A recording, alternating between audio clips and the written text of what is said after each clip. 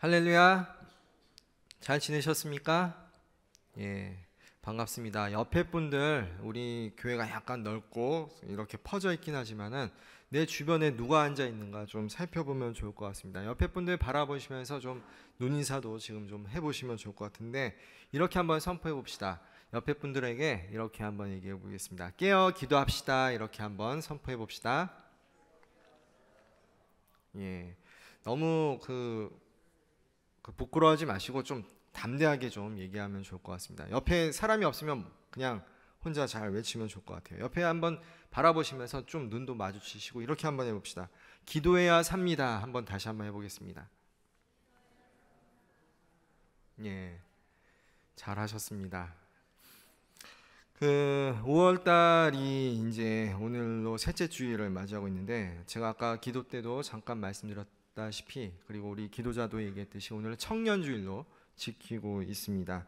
첫째 주가 어린이 주일이었고, 또 교사로 수고하시는 우리 모든 또 청년분들이 애쓰고 수고했던 날이기도 합니다. 그리고 지난 주일은 어버이 주일로 지켰기 때문에 또 많은 청년들이 또 어르신들, 교회 어르신들 대접한다고 해서 식당에서 맛있는 음식도 대접하느라 수고했던 날입니다.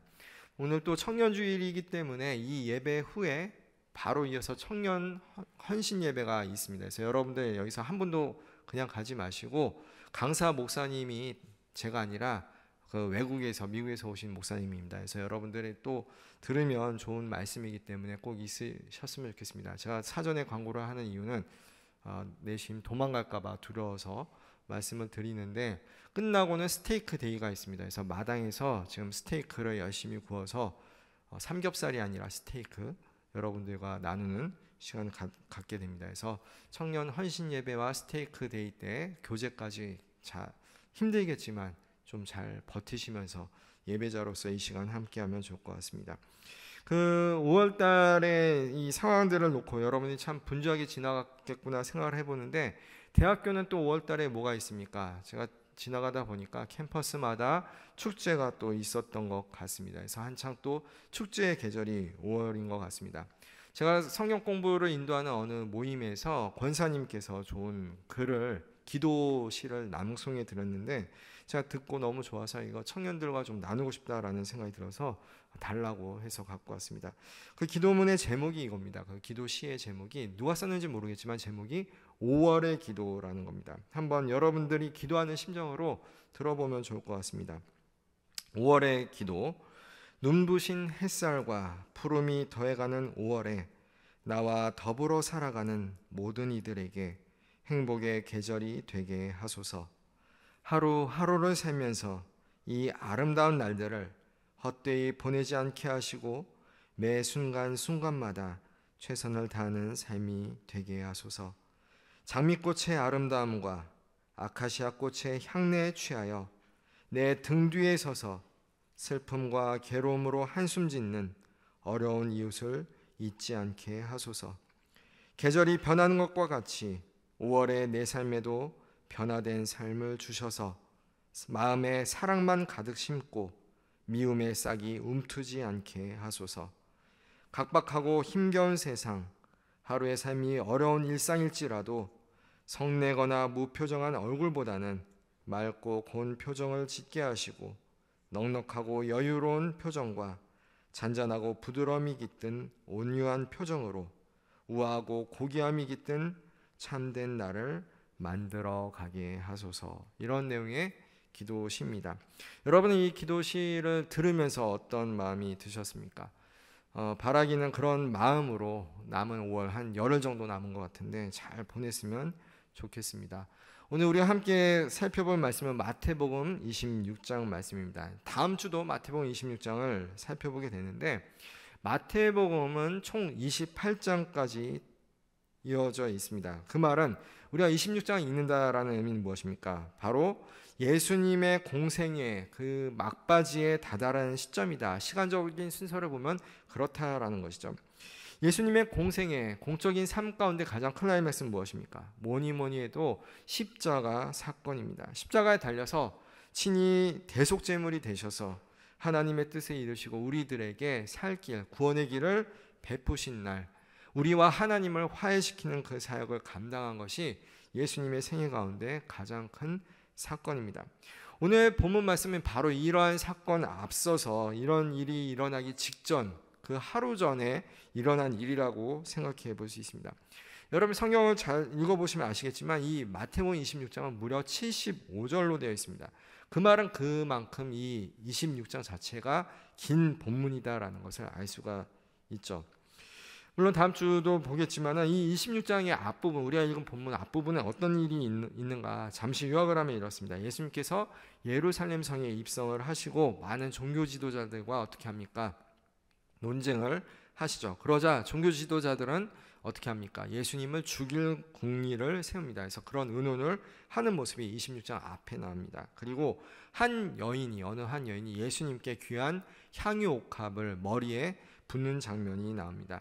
그 장면은 장차 예수님께서 십자가에 달려 돌아가시고 장사될 것을 예표하는 것이다 라는 것을 우리는 또한 기억을 해야 됩니다. 그리고 그 제자 중에 가룟 유다라는 제자의 배반의 기사가 나오고 유월절 마지막 만찬 사건, 그리고 베드로가 예수님을 부인할 것을 예언하십니다. 그리고 오늘에 이르러서 유월절 만찬 이후에 겟세마네 동산에 가서 이제 기도하시는 장면이 우리가 지금 함께 살펴본 본문입니다.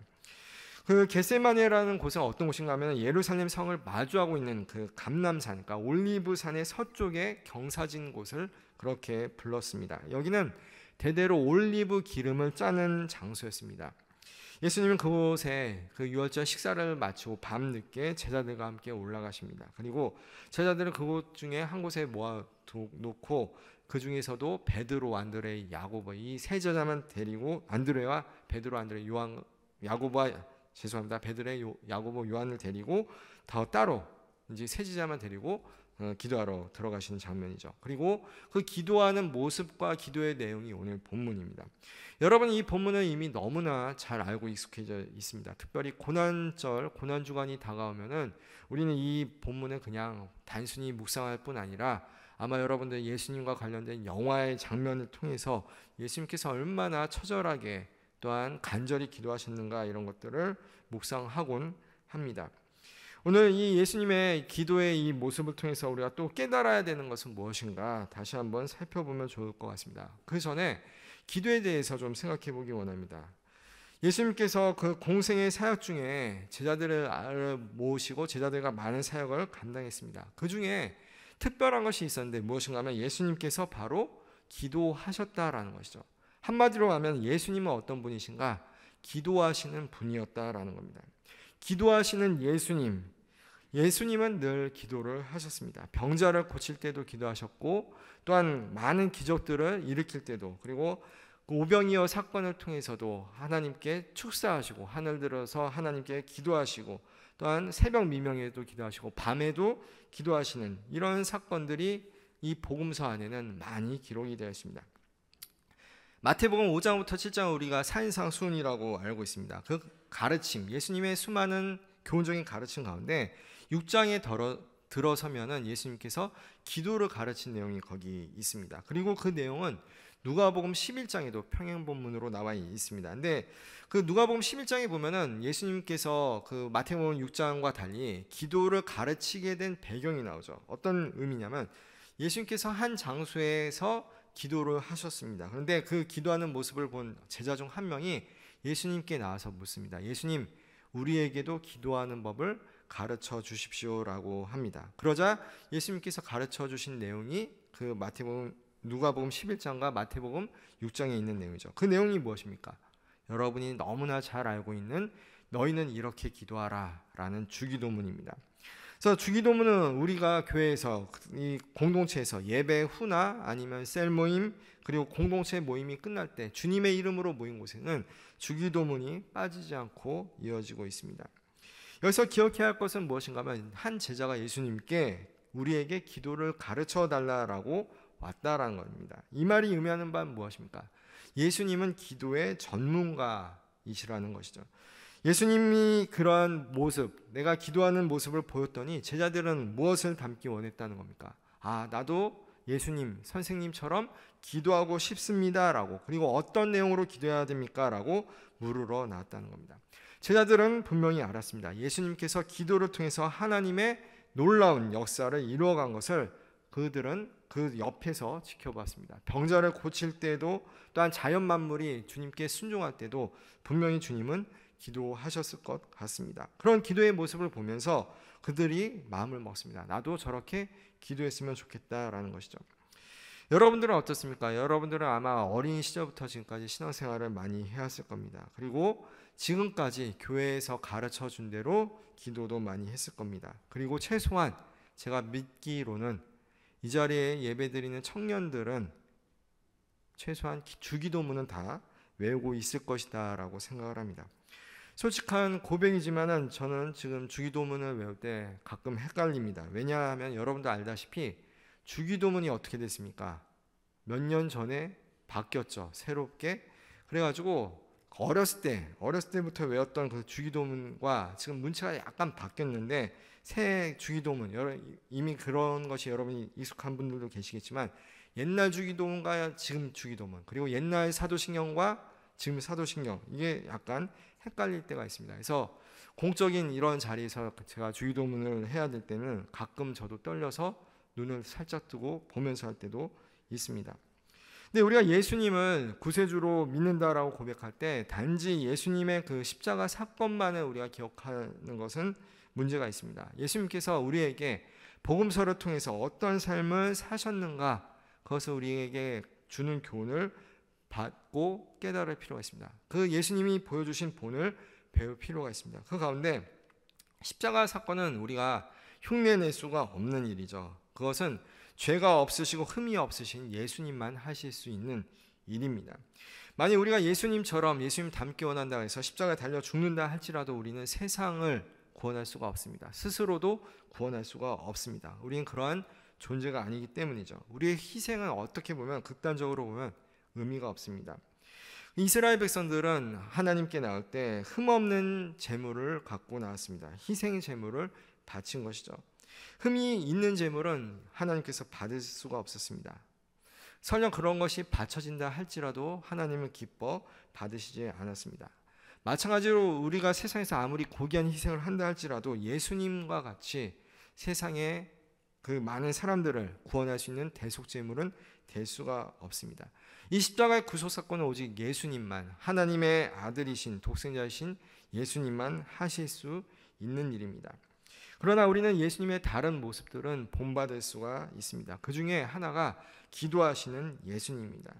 그 기도하는 예수님에 대해서 우리가 생각할 때 여러분들 자신이 기도하는 사람이라는 것을 잊지 않았으면 좋겠습니다. 여러분은 기도를 해야 합니다. 그리고 기도를 해야 삽니다.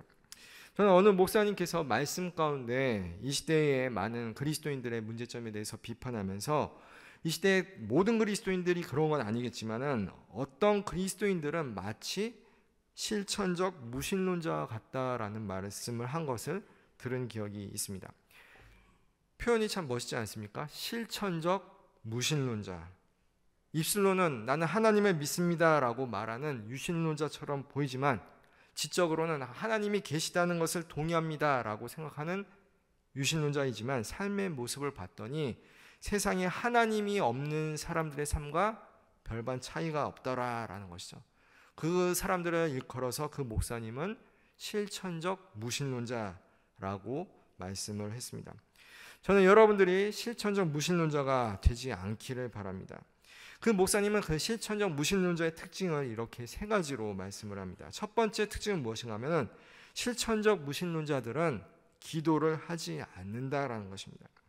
기도라는 것은 무엇입니까? 여러분이 알다시피 일반적인 정의는 하나님과 대화하는 겁니다. 하나님과 대화를 한다는 것은 하나님이 계시다는 것을 아는 것입니다. 그리고 하나님과 인격적인 교제를 하는 것이죠. 아마 여러분들 가운데 부모님이 계실 겁니다. 물론 부모님들 중에서도 어머니나 아버지가 돌아가신 분이 있을 수 있지만은 그래도 한 분은 살아 계실 것 같습니다. 제가 어제 회장한테 일일 봉회를 하면서 이제 물어봤습니다. 한 주간 잘 살았느냐? 회장이 얼마나 바쁩니까? 전국을 다니면서 바쁜데 한 주간 어디 또 지방에 공연 다녀왔느냐 했더니 고향에 다녀왔습니다. 이렇게 얘기를 하는 겁니다. 그래서 5월이고 또 가정의 달이고 어버이날도 있고 겸사겸사 안부 전하고 인사드리러 갔다 왔다라는 겁니다. 얼마나 귀한 효자인지 제가 또 회장을 보면서 깨달았는데, 기도라는 것도 마찬가지입니다. 기도라는 것이 하나님과 교제한다라는 것, 대화한다라는 것인데, 이런 비유를 들 수 있을 것 같습니다. 만약 여러분의 육신의 부모가 살아있는데 전혀 연락을 안 한다라고 한번 생각을 한번 해보시기 바랍니다. 어버이날뿐만 아니라 연초 때나 아니면 명절 때, 생일 때도 전혀 찾아뵙지 않는다라고 한번 가정을 해보시기 바랍니다. 전혀 교류가 없다. 무엇입니까? 이것이 하나님에 대한 태도, 즉 실천적인 무신론자의 모습일 수 있다는 거죠. 육신의 부모님이 아무리 살아있다 하더라도 안부를 묻거나 찾아뵙지 않는다면 그 사람은 고아나 다름없는 사람입니다. 그러나 속으로는 인정을 하겠죠. 내 부모는 어딘 살아계셔. 이 실천적 무신론자의 이 첫 번째 특징이 무엇입니까? 기도를 하지 않는다는 겁니다. 입술로는 그들은 하나님이 계심을 믿는다라고 하지만 하나님께 나아가서 기도를 하지 않는다면 그들은 정말 그런 모습을 보이는 거죠. 하나님의 나와 상관이 없다라는 겁니다. 하나님이 계시는 걸 알지만 나와의 교제가 일어나지 않는다면 잘못된 태도인 것이죠. 여러분이 하나님을 믿는다라고 고백한다면 여러분은 반드시 어떤 사람이 되어야 됩니까? 기도하는 사람이 되어야 합니다. 하나님께 아뢰야 합니다. 대화해야 되고 인격적인 교제를 계속 이어져 나가도록 해야 됩니다. 실천적 무신론자의 두 번째 특징은 무엇입니까? 감사하지 않는다라는 겁니다. 감사할 줄 모른다는 겁니다. 왜 감사하지 못합니까? 그들은 하나님의 도움 없이 스스로 내가 모든 것들을 해내간다고 생각하기 때문입니다. 즉 마음이 교만하기 때문이죠. 혼자 모든 것을 하고 내가 밥 먹고 살고 돈 벌고 공부하는 것도 다 나 혼자 하는 것이다 라고 착각 가운데 삽니다. 그런 사람들은 하나님께 감사할 이유를 찾지 못합니다. 내가 다 한다고 생각하기 때문입니다. 여러분 삶에 감사가 없다면 여러분 또한 실천적 무신론자일 수 있습니다. 감사는 무엇입니까? 무엇인가 받은 것에 대해서 감사의 마음을 표하는 겁니다. 살면서 감사하지 못한다면 우리는 이미 또한 실천적 무신론자일 수 있습니다. 얼마나 세상에 살면서 감사할 일이 많습니까? 이 미세먼지로 뿌연 공기 가운데 비가 와서 좋은 공기를 우리가 마실 수 있다라고 생각할 때 얼마나 감사하지 않을 수 없습니까? 우리 스스로는 할 수 있는 것이 사실 아무것도 없습니다. 태어나면서 여러분들은 바로 스스로 돈 벌고 산 게 아니라 그 많은 세월 가운데 부모님의 사랑과 학교의 교사 선생님들의 가르침들, 친구들과의 교제 가운데 여기까지 왔습니다. 제가 약간 지금 오른팔이 쑤십니다. 제가 어제 자는데 갑자기 집이 또 비가 오기 전이라 더워져가지고 자려고 우리 딸아이를 재우면서 하는데 딸 아이 보니까 완전히 땀으로 뒤범벅이 된 겁니다. 근데 또 밤에 선풍기를 찾으려니 어디 지방구석 어디에 있는지도 모르겠고 그래가지고 부채도 간신히 하나 찾아가지고 걔 부채질하느라 팔이 막 떨어질 정도로 걔를 재우고 이렇게 했습니다. 근데 제가 말씀드리고 싶은 것은 어린 시절에 여러분들이 다 기억은 못하겠지만 여러분 또한 그렇게 다 컸습니다. 근데 성인이 돼서 착각을 합니다. 직장 생활을 하면서 학교 생활을 하면서 착각을 합니다. 스스로 모든 것을 내가 다 했다라는 것이죠. 사람의 도움 없이 하나님의 도움 없이 여기까지 왔다라고 생각하는 사람들은 실천적인 무신론자다라는 겁니다. 세 번째로 실천적 무신론자는 어떤 사람인가 하면 충성과 헌신을 하지 않는 사람입니다. 왜 충성과 헌신을 하지 않습니까? 하나님이 상 주시는 이심을 믿지 않기 때문입니다. 히브리서 11장 6절에 이렇게 말씀합니다. 믿음이 없이는 하나님을 기쁘시게 하지 못하나니 하나님께 나아가는 자는 반드시 그가 계신 것과 또한 그가 자기를 찾는 자들에게 상 주시는 이심을 믿어야 할지니라. 충성과 헌신, 사실 청년들 가운데 이 부분이 가장 부족하다라고 저는 생각이 듭니다. 우리 청년들의 삶을 보면 어떻습니까? 분명히 여러분들 가운데 기도는 할 겁니다. 최소한 식사 때만이라도 하나님 감사합니다. 또 감사도 할 겁니다. 그런데 문제는 교회나 여러 행사가 있을 때 충성과 헌신을 하지 못합니다. 큰 문제는 하늘나라의 상급을 바라볼 수 있는 믿음이 부족하기 때문입니다. 이 땅에서의 삶이 전부인 양 착각을 합니다. 하나님의 나라를 바라볼 수 있는 영의 눈이 떠지지 않는 한, 주님의 나라가 얼마나 귀한 것인지 깨닫지 못하는 한 그 나라를 위해서 힘쓰거나 헌신하거나 충성하는 것은 쉽지 않습니다. 왜냐하면 동기부여가 되지 않기 때문이죠. 이 세상보다 더 좋은 것이 있음을 깨닫지 않는 이상 이 세상이 전부라고 생각하면서 교회에서나 또한 어떤 기독교 공동체에서 또한 교회 공동체에서 요청을 할 때 그런 일에 내 시간, 내 노력, 내 몸을 바치기를 꺼리게 됩니다. 하나님의 비밀을 깨달은 자만이 충성하며 헌신할 수가 있는 것이죠. 그만큼 하나님의 사랑을 아는 자들이 하나님께 나올 수 있습니다. 다시 오늘 본문으로 돌아가면 예수님의 기도의 모습을 우리가 살펴볼 필요가 있습니다. 십자가를 앞두고 기도하신 예수님, 어떤 기도였습니까? 정말 밤이 새도록 처절한 치열한 기도였습니다. 평행 본문이라고 할 수 있는 누가복음 22장 44절에 이렇게 기록이 되어 있습니다. 예수께서 힘쓰고 애써 더욱 간절히 기도하시니 땀이 땅에 떨어지는 핏방울 같이 되더라. 앞서 말씀드렸다시피 겟세마네라는 곳은 어떤 곳이라고 그랬습니까? 올리브 열매에서 올리브 기름을 짜는 곳이라고 말씀드렸습니다. 올리브 열매를 모아서 기름을 짜기 위해서, 한 방울 짜기 위해서 얼마나 많은 올리브가 필요했겠습니까? 얼마나 많은 수고가 필요했겠습니까? 마찬가지로 예수님께서 기도하는 모습을 누가복음에서는 땀이 핏방울 같이 떨어지도록 기도했다라고 기록합니다. 여러분은 여러분의 땀이 핏방울이 되도록 그렇게 떨어지는 것처럼 기도해 본 적이 있습니까? 아니, 땀이 핏방울 정도 될 정도로 기도한 것은 그냥 제외하고라도 땀이 날 정도로 여러분이 기도해 본 적이 있습니까? 물론 우리 청년들 가운데 있다고 저는 믿습니다. 여름 수련회 가서 기도하려고 그러는데 더워서 땀이 나는 거죠. 기도도 시작하지 않았는데 땀이 나는 거죠. 땀 흘리면서 기도할 수 있습니다. 근데 그런 경우를 제외한다면 사실 우리는 땀이 날 정도로 기도하는 것도 손에 꼽을 겁니다. 그만큼 예수님께서는 겟세마네 동산에서 간절히 기도하셨습니다. 그러면서 제자들에게 기도를 요청하십니다. 저는 이 대목을 우리가 좀 더 깊이 묵상해 봐야 된다고 생각을 합니다. 왜냐하면 예수님께서 시간적으로 십자가의 구속 사건을 앞두고 이제 잡히시기 바로 직전에 죽음을 앞두시고 기도할 때 심적으로 얼마나 힘드셨겠습니까? 이렇게 생각하는 사람들이 있습니다. 예수님은 하나님이시니까 죽음을 무서워하지 않고 두려워하지 않았을 것이다 라고 착각하는 성도들이 있습니다. 그러나 성경 말씀을 보면 예수님은 인간들의 모든 고통과 힘듦을 다 경험했다라고 말씀합니다. 죄만 없으시지 우리 인간과 성정이 같은 분이라고 성경은 분명히 가르치고 있습니다. 예수님도 힘드셨습니다. 그 기도 내용을 보면 우리는 더 잘 알게 됩니다. 가능하면 이 잔을 내게서 거두어 달라고, 마시지 않게 해달라고 기도하는 모습을 보면 얼마나 그 십자가의 앞에서 힘들어하면서 고통 가운데 기도하셨는가 그 마음을 조금이나마 헤아릴 수 있습니다. 그때 제자들은 어떤 상태에 있었습니까? 분명히 피곤한 상태였습니다. 그래서 예수님의 기도 요청에도 불구하고 꼼짝도 할 수 없었습니다. 저는 이 대목을 보면서 참 우리 예수님이 얼마나 좋으신 분인가라는 걸 깨닫습니다. 저 같으면 막 발로 차서라도 깨울 것 같은데 성경에 어딜 읽어보더라도 제자들을 발로 차서 깨웠더라라는 구절은 없습니다.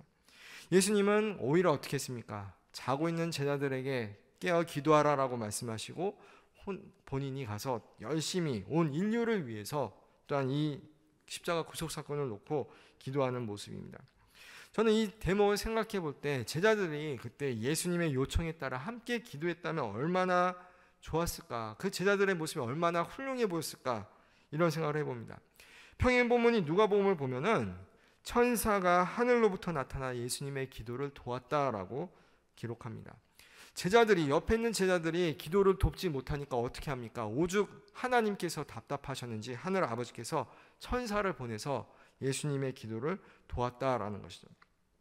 예수님은 뭐라고 말씀하십니까? 제자들에게 깨어 기도하라 라고 말씀합니다. 41절 말씀에 다시 한번 보면 좋을 것 같습니다. 41절에 이렇게 말씀합니다. 시험에 들지 않게 깨어 기도하라. 마음에는 원이로되 육신이 약하도다. 그래서 깨어 기도하라 라는 문장 앞에 어떤 말이 있습니까? 시험에 들지 않게. 그 당시 시험이라는 건 무엇입니까? 예수님께서 십자가를 짊어지시고 이제 온 인류의 죄를 담당하시고 죄와 사망에서 우리를 해방시키시는 그 사명을 거부하는 것이 시험일 수 있습니다.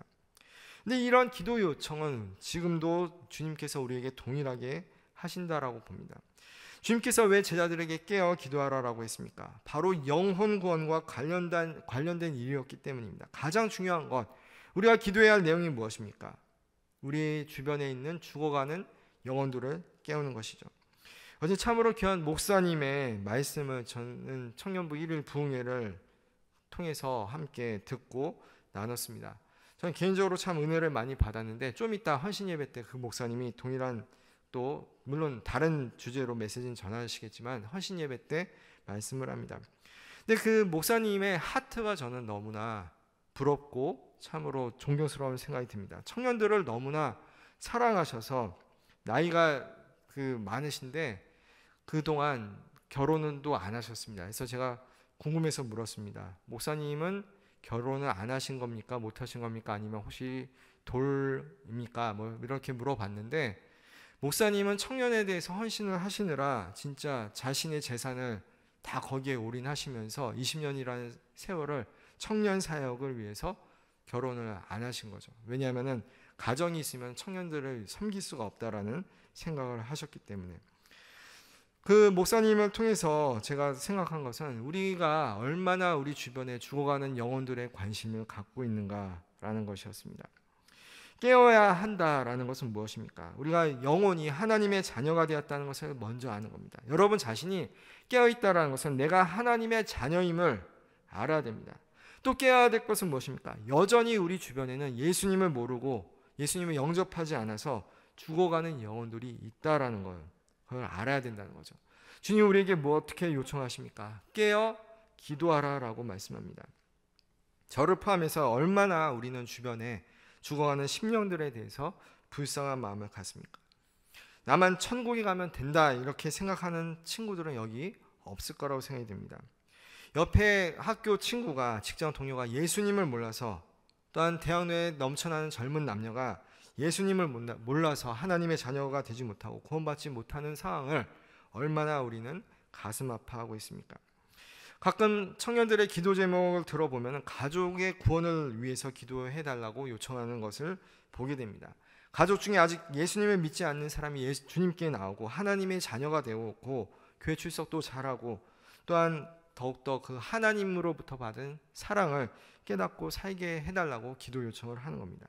얼마나 귀한 기도 제목인지 모르겠습니다. 여러분들이 그렇게 기도를 해야 됩니다. 여러분 주변에 죽어가는 영혼들에 대한 불쌍한 마음이 있어야 합니다. 죽어가는 영혼들에 대한 안타까움이 있어야 합니다. 가족이라면 분명히 이런 생각을 할 겁니다. 저에게는 제 딸이 참으로 귀합니다. 그리고 제가 아버지 되기 전엔 물론 그런 마음이 없었겠지만은 제가 딸이 생긴 이후로 어떤 생각을 하겠습니까? 맛있는 음식을 먹게 되면 이런 과자나 간식 누구 갖다 주면 좋겠다는 생각을 합니까? 제 딸아이를 갖다 주면 좋겠다 생각을 하죠. 왜냐하면 제 딸아이를 사랑하기 때문이죠. 만약 여러분이 믿는 예수님이 가장 소중한 것이고 여러분이 받은 구원이 가장 중요한 것을 깨달았다면 그 가장 좋은 것, 가장 우리에게 있어서 소중한 구원을 여러분들은 왜 나누지 않습니까? 예수님을 전하라고 해야 합니다. 깨어 기도해야 합니다. 여기서는 물리적으로 깨어 있으라는 표현이 아닙니다. 피곤한 상황에 제자들은 잠이 듭니다. 그런데 주님처럼 깨어 있을 수가 없었습니다. 그들은 주님처럼 그 문제가 자신의 문제라고 생각을 분명히 못했을 겁니다.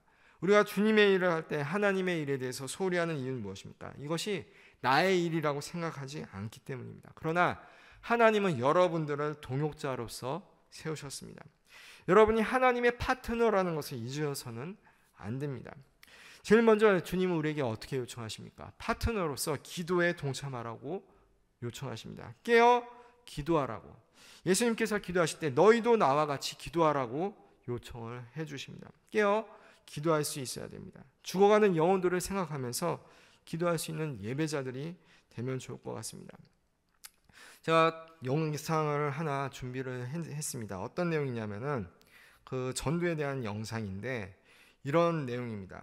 그 가운데 어떤 사람이 나오냐면 어떻게 해서 복음이 전해지게 되는가, 한 영혼에게만 전하면 된다, 이런 메시지를 담은 한 3분 정도 되는 영상입니다. 근데 제가 이걸 나누기 전에 제가 이 영상을 찾게 된 건 이걸 찾으려고 찾은 게 아니라 빌리 썬데이라는 사람에 대해서 찾다가 찾게 됐습니다. 빌리 썬데이는 그 19세기에 와서 20세기죠. 20세기 초에 그 복음을 증거한 되게 미국에서 유명한 그런 부흥사였습니다. 근데 이분이 원래는 야구 선수 출신이었어요. 그래서 또 그냥 야구 선수가 아니라 훌륭한 이름을 날리던 야구 선수였는데 그 당시에 미국에서 근데 그가 복음 증거자로서 회심을 하고 수많은 사람들을 하나님께로 인도하는 귀하게 쓰임 받는 사람이 되었습니다. 근데 그 빌리 썬데이의 예화 중에 이런 일이 있습니다. 그가 청년의 시절에 청년이 될 때 그 어떤 목사님을 찾아갔다는 겁니다. 목사님께 질문을 했답니다. 목사님, 내 인생에 있어서 난 똑바로 이제 살고 싶습니다. 주님의 뜻에 따라서 그리고 훌륭한 사람이 되고 싶습니다라고 목사님께 찾아가서 인생의 조언을 구했다는 겁니다. 근데 그 빌리 썬데이를 만난 목사님이 이런 말씀을 했다는 겁니다. 그 목사님이 자네는 지금 내가 시키는 대로 할 수 있는가? 할 수 있습니다. 훌륭한 사람이 될 수 있다면 뭐든지 시키는 대로 하겠습니다. 그랬더니 그럼 하루에 1시간을 낼 수 있는가라고 했습니다. 그랬더니 1시간을 반드시 내겠습니다. 뭐 어렵겠습니까? 1시간 내는 게. 그랬더니 그 목사님이 빌리 썬데이에게 이렇게 조언을 했다고 합니다. 그 1시간을 앞으로 남은 평생 가운데 이렇게 쓰게나 그 15분은 그 1시간 중에 15분은 반드시 기도를 해라. 그리고 15분은 하나님의 말씀을 봐라. 그리고 15분은 하나님의 사랑을 이웃들에게 하나님의 구원자이심을 구원하신 예수님을 증거하는 삶을 살아라. 그리고 15분은 실제로 사랑을 실천해라 라고 얘기했다는 겁니다. 빌리 썬데이는 그 말씀에 따라서 그렇게 살았는지 모르지만 이렇게 훌륭한 사람이 되었다라는 것이죠.